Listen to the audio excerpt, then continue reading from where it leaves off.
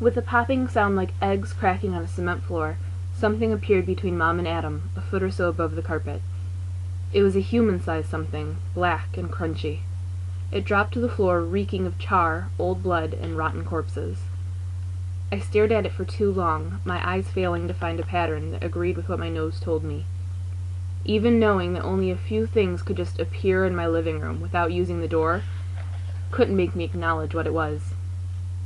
It was the green shirt, torn and stained, with the hindquarters of a familiar Great Dane still visible, that forced me to admit that this black and shrunken thing was Stefan. I dropped to my knees beside him and reached out before snatching my hand back, afraid to damage him more. He was obviously dead, but since he was a vampire, that wasn't as hopeless a thing as it might have been.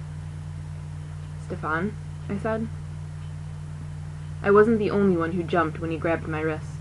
The skin on his hand was dry and crackled disconcertingly against my skin. Stefan has been my friend since the first day I moved here to the Tri-Cities. He is charming, funny, and generous, if given to miscalculations on how forgiving I might be about innocent people he killed trying to protect me.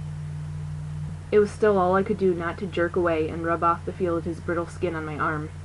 Ick, ick, ick. And I had the horrible feeling that it was hurting him to hold on to me, that at any moment his skin would crack and fall off.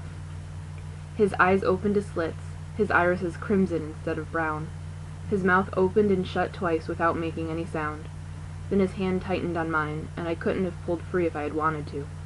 He sucked in a breath of air so he could talk, but he couldn't quite do it right, and I heard air hissing out of the side of his ribs, where it had no business escaping from. "She knows." His voice didn't sound like his at all. It was rough and dry. As he pulled my hand slowly toward his face, with the last of the air from that breath, he said intently, "Run." And with those words, the person who was my friend disappeared under the fierce hunger in his face.